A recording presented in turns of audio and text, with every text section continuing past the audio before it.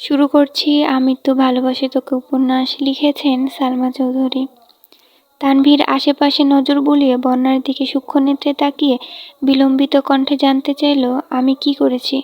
বন্যা নিজেকে সামলে নিয়ে ধীর গতিতে বলল, আপনি কিছুই করেননি। আমারই কথা বলতে ইচ্ছে করছে না। তানভীর মনে মনে বিড়বিড় করল, শখের নারীর শখের থেকেও রাগের মূল্য 3 গুণ বেশি। তানভীর কিছু বলছে না দেখে বন্যা তির্যকভাবে তাকালো। বন্যার কুপিত দৃষ্টি দেখে তানভীর ঢোক গিলে সহসা হাসার চেষ্টা করল। বন্যা নজর সরিয়ে ব্যাগ গুছাতে মনোযোগ দিল। তানভীর মৃদু হেসে মোলায়েম কণ্ঠে জিজ্ঞেস করল, আমাদের বাসায় থাকতে কোনো সমস্যা হয়নি তো? বন্যা মুখ ফুলিয়ে ভারী নিঃশ্বাস ছাড়ল। মিম রুমে এসে ধপ করে বিছানার উপর বসে শক্ত কণ্ঠে বলল, আমার খুব সমস্যা হচ্ছে, কারণ বড় আব্বু তোমাকে ডাকছেন আর তুমি সেদিকে মনোযোগ না দিয়ে এখানে দাঁড়িয়ে আছো। তানভীর চমকে উঠে বলল, সর্বনাশ।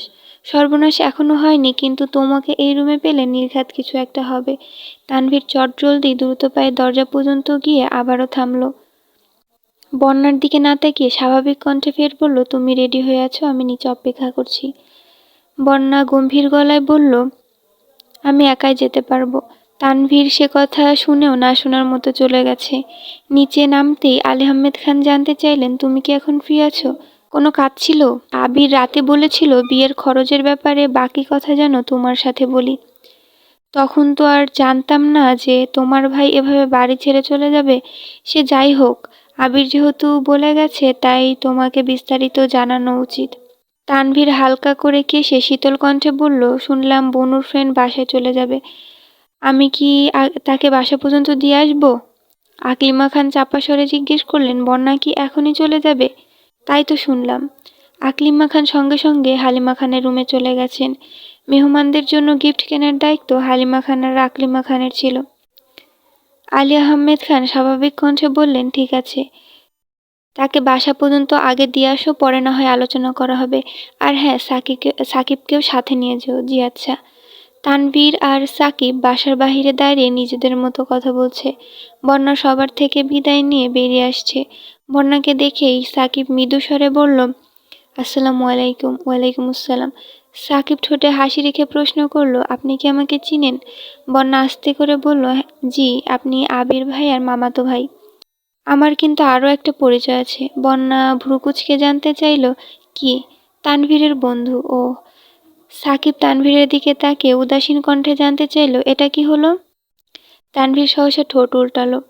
সাকিব বড় করে নিঃশ্বাস ছেড়ে মৃদু স্বরে বলতে শুরু করলো, দেখুন, আমি ঘুরিয়ে পেঁচিয়ে কথা বলতে একদম পছন্দ করি না। আমার স্পেশাল বন্ধুর স্পেশাল মানুষ হিসেবে আপনাকে আমার খুব ভালো লেগেছে। আমার বন্ধুর মন খারাপের কারণ না হয়ে আপনি বরং তার সুখ পাখি হয়ে যান। তানভীর আচমকা সাকিবের মুখ চেপে ধরে বিড়বিড় করে বলল, তোকে এত কথা বলতে বলেছি? সাকিব তানভীরের হাত টেনে আহ্লাদি কণ্ঠে বলল, ভাবি, আমাকে বাঁচান। বন্যার হিমশীতল চাহনি দেখে তানভীর সাকিবকে ছেড়ে দিয়েছে। বন্যা কিছু না বলেই চলে যাচ্ছে। তানভীর দ্রুত পায়ে এগিয়ে গিয়ে গম্ভীর কণ্ঠে জিজ্ঞেস করলো, কোথায় যাচ্ছ? বাসায়। কেন? বন্যা আর চোখে তাকিয়ে প্রশ্ন করলো, মানে? ও সরি, বলেছিলাম তুমি আমায় সাথে না গিয়ে একা কেন যাচ্ছ? আমার বাসা আমি চিনি, আমি একাই যেতে পারবো, ধন্যবাদ। তানভীর মনে মনে বিড়বিড় করতে করতে গাড়ি নিয়ে আসছে। তানভীরের পাশের সিটে সাকিব বসা। বন্যার কাছাকাছি এসে গুরুগম্ভীর কণ্ঠে বলল, গাড়িতে বসো। তানভীরের কৃশরক্তিম চোখ দেখে বন্যা না করতে গিয়েও কিছু বলতে পারল না। মাথা নিচু করে গাড়িতে উঠে বসল। সাকিব যেতে যেতে গুনগুন করে গান গাইছে, কিন্তু তানভীর আর বন্যা একদমই নিশ্চুপ। অর্ধেক পথ যাওয়ার পর তানভীর অকস্মাৎ ব্রেক কষল। সাকিবের দিকে তাকিয়ে চোখে ইশারা দিল। সাকিব কপাল কুঁচকে বলে বসল, চোখের ইশারা দিচ্ছিস কেন? যা বলার মুখে বল। তানভীর ভারী কণ্ঠে বলল, গাড়ি থেকে নামতে বলছি। গাড়ি থেকে নামবো কেন? তোরা কি কথা বলবি বল। আমি না হয় কানে আঙুল দিয়ে রাখছি। যাবি? যাচ্ছি। তুই যে আমাকে মাঝ রাস্তায় ফেলে দিচ্ছিস, এটা বাসায় গিয়ে ফুপ্পি আর ফুপাকে বলবো, সাথে তোর আব্বুকেও বলবো। যা ইচ্ছে বলিস। সাকিব নামতেই তানভীর আবারও গাড়ি স্টার্ট দিল। বন্যা মনোযোগ দিয়ে ফোন চাপছে। তানভীরের দিকে একবারের জন্য তাকাচ্ছে না। বন্যাদের বাসার গলিতে না ঢুকে তানভীর অন্য রাস্তায় গাড়ি নিয়ে যাচ্ছে দেখে বন্যা শক্ত কণ্ঠে বলল, এদিকে কোথায় যাচ্ছেন? তোমার সাথে আমার কিছু কথা আছে। আমার এখন কোনো কথা শোনার ইচ্ছে নেই। আমাকে বাসা পর্যন্ত পৌঁছে দেন প্লিজ। না হয় এখানেই নামিয়ে দেন, আমি একা চলে যেতে পারবো। তুমি বাসায় গেলে আমার ফোন আর রিসিভ করবে না, তাই এখনই শুনতে হবে। তানভীর গম্ভীর মুখ করে গাড়ি চালাচ্ছে। অনেকটা পথ যাওয়ার পর কিছুটা নির্জন রাস্তায় গাড়ি থামালো। গাড়ি থেকে নেমে বন্যাকে উদ্দেশ্য করে বলল, নেমে আসো। বন্যা গাড়ি থেকে নেমে চিবুক নামিয়ে দাঁড়িয়ে আছে। তানভীর শান্ত কণ্ঠে বলতে শুরু করলো, আমি জানি তুমি আমার উপর রেগে আছো, তবু বলছি মাথা ঠান্ডা করে আমার কথাগুলো একটু শোনো। মন আর মোহনার সম্পর্ক অনেক গভীর। মনের আকস্মিক পরিবর্তন একটা মানুষের মানসিক আর শারীরিক দুদিকই অকেজ করে দিতে সক্ষম। প্রতিনিয়ত রং বদলানোর এই পৃথিবীতে আহত মন নিয়ে বেঁচে থাকা বড্ড দায়।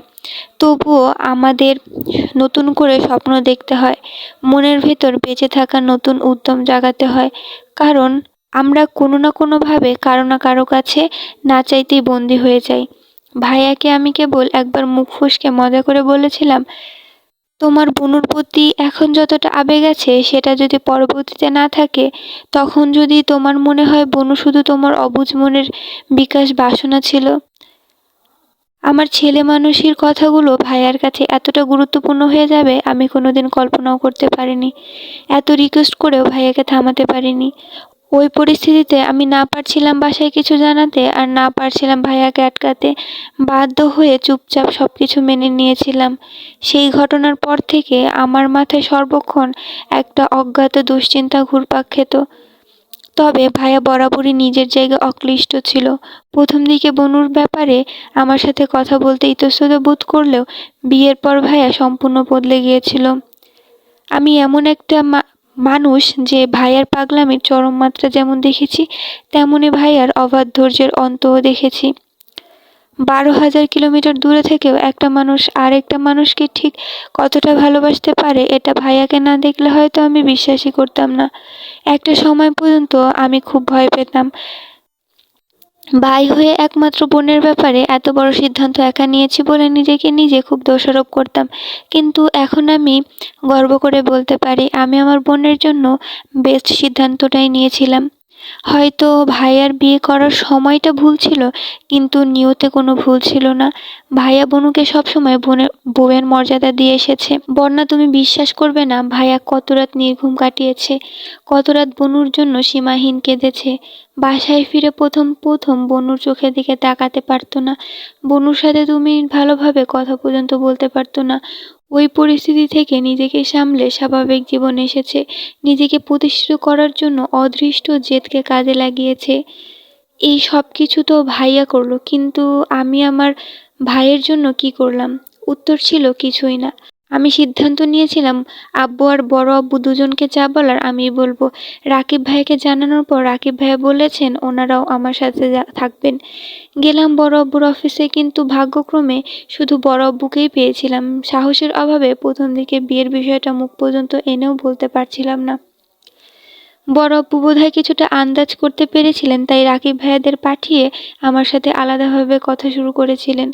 খুব সহজে কৌশলে আমার থেকে সবকিছু জেনেও নিয়েছিলেন। আমিও সেদিন কোনো কিছু বলতে দ্বিধাবোধ করিনি।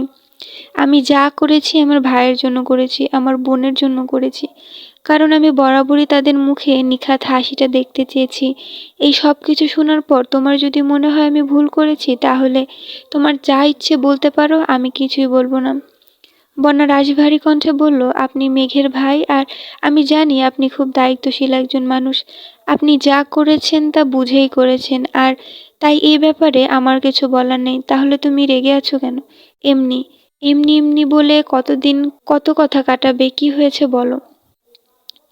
আমার কিছু হয়নি, আমি বাসায় যাব। তানভীর আচমকা বন্যার মুখোমুখি দাঁড়ালো। বন্যার নামানো চিবুক উঠিয়ে গুরুভার কণ্ঠে বলে উঠল, তোমার কিছু না হলেও আমার মনে প্রতিনিয়ত তেজস্বী ঝড় বইছে। অস্ফুট আবেগ নিয়ন্ত্রণ করতে করতে আমি ভয়াবহ অপ্রসন্নতায় জড়িয়ে গেছি। শত শত নব স্বপ্নের ভিড়ে আমার অনুভূতিগুলোকে অবাঞ্ছিতের ন্যায় পড়ে থাকতে দেখতে আর পারছি না। সবার কাছে পরিত্যক্ত হলেও আমার আবেগ আমার নিকট অত্যন্ত অভিনিষ্ঠ। অনেক সহ্য করেছি, আর সম্ভব হচ্ছে না। বন্যা অতির্কিতে কয়েকবার পিছিয়ে গেল। তানভীরের কথার মাঝখানে তেজি কণ্ঠে বলে উঠল, জীবন যতটা সহজ, বাস্তবতা ঠিক ততটাই কঠিন। আবেগের তাড়নায় নেওয়া সিদ্ধান্তগুলো অগভীর মানুষের মতোই ক্ষীণস্থায়ী।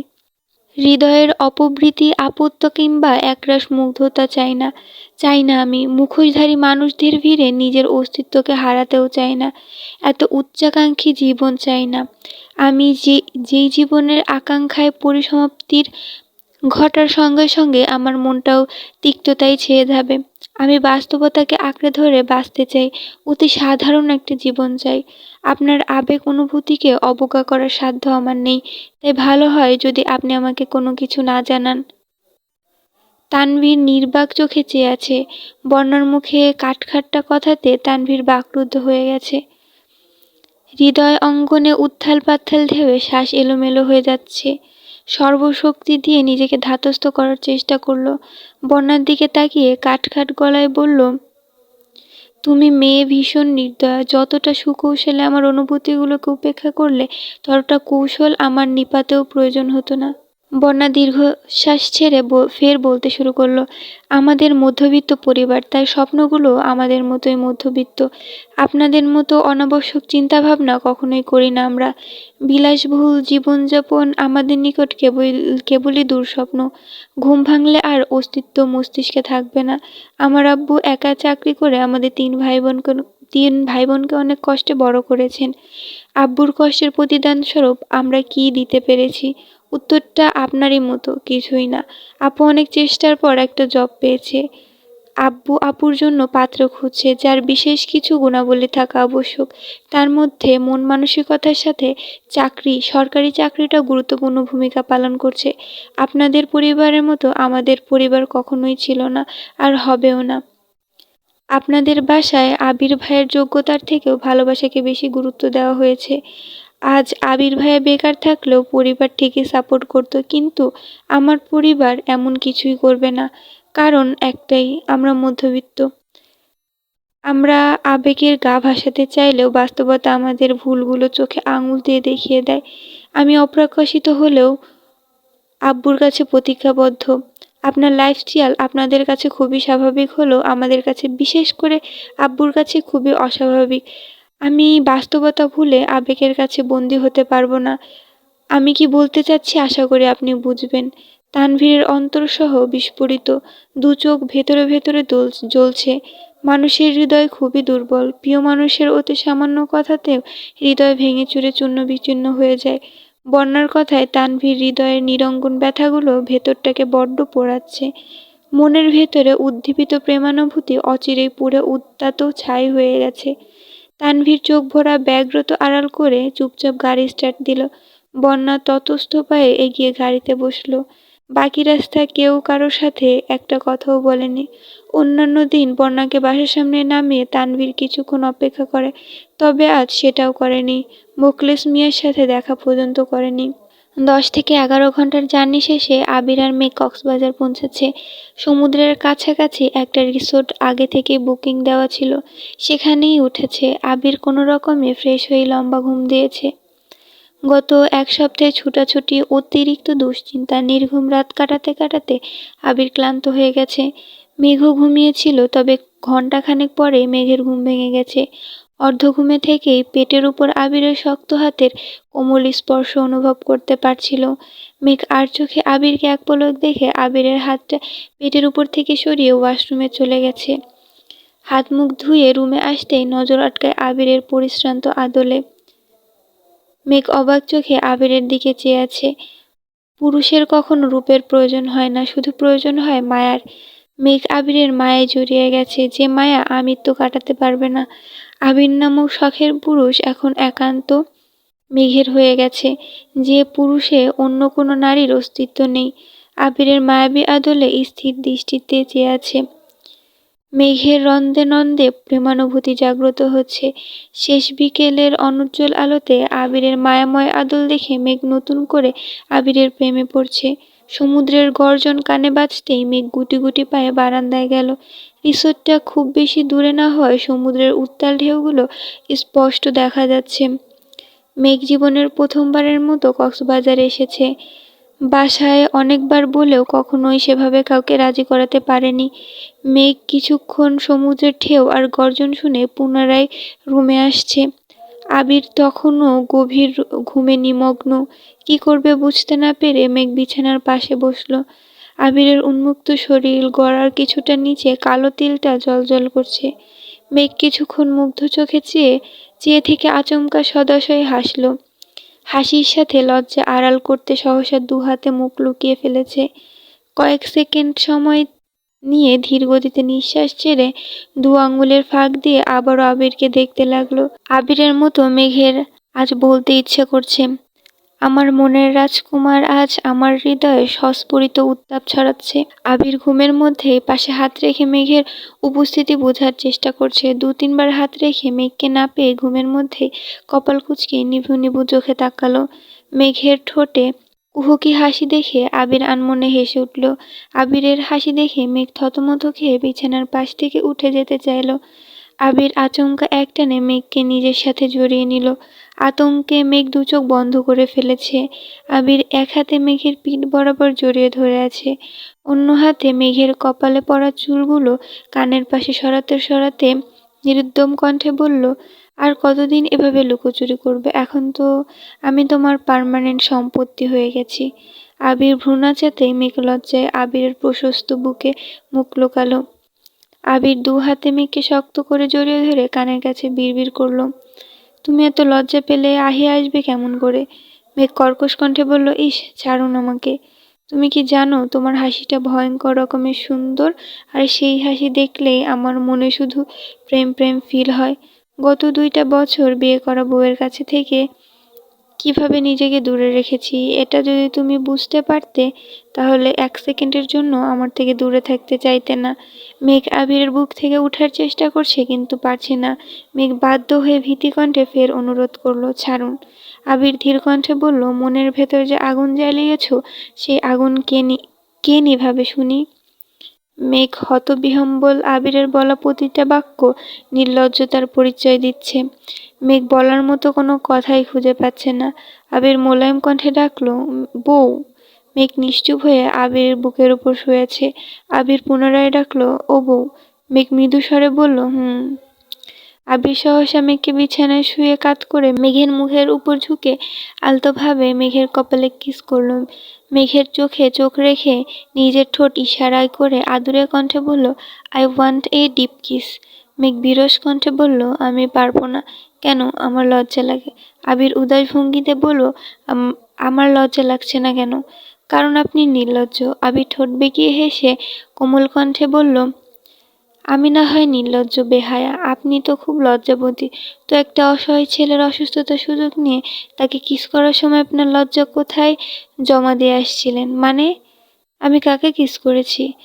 আমি যখন জ্বরের ঘরে পড়েছিলাম তখন আপনি আমার অসহায়ত্বের সুযোগ নিয়েছিলেন। এখন সবকিছু ভুলেও গেলেন। বাহ ম্যাডাম, বাহ। মেঘ প্রশস্ত নেত্রে তাকিয়ে আতঙ্কিত কণ্ঠে শুধালো, আপনি সেদিন টের পেয়েছিলেন? আবির মুচকি হেসে বলতে শুরু করলো, আম্মুর পরে তুমি একমাত্র নারী যার গায়ের গন্ধ আমি উপলব্ধি করতে পারি।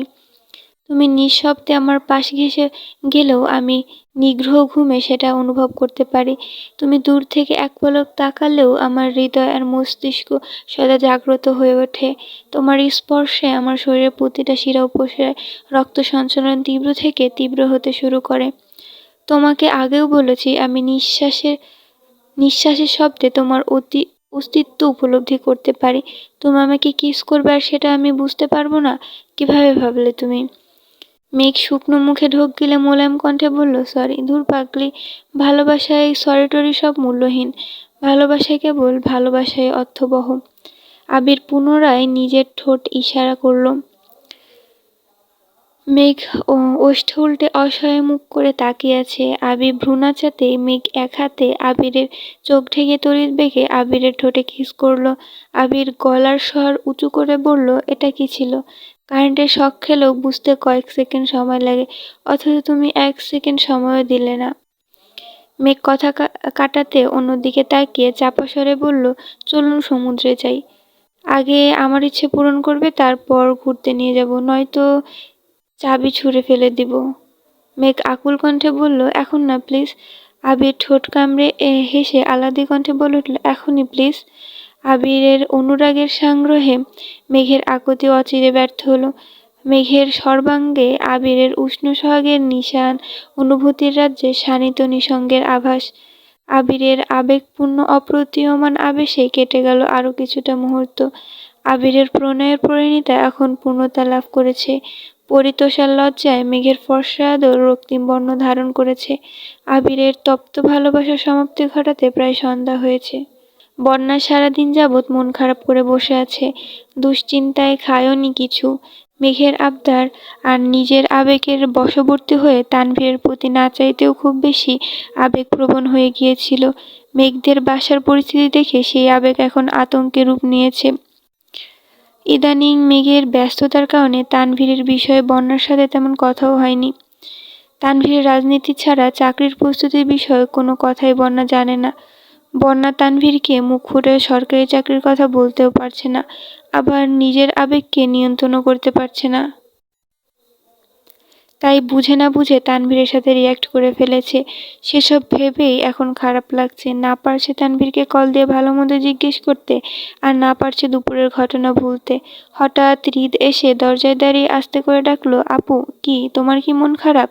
না কেন, স্পষ্ট দেখা যাচ্ছে তোমার মন খারাপ।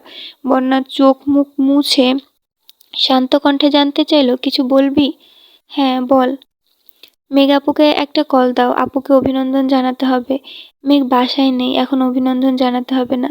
মেঘ আপু কোথায়? কক্সবাজার। কি? আপু কক্সবাজার গেছে? হ্যাঁ, চলো আমরাও যাই। বন্যা রাগী স্বরে বলল, যা এখান থেকে প্লিজ আপু, চলো না কক্সবাজার যাই, আমার খুব ইচ্ছে। বন্যা ধমক দিতে যাবে তার আগেই হৃদ উত্তেজিত কণ্ঠে বলে উঠল, আমি আপুকে রাজি করাতে যাচ্ছি, আমরা সবাই মিলে কক্সবাজার যাব।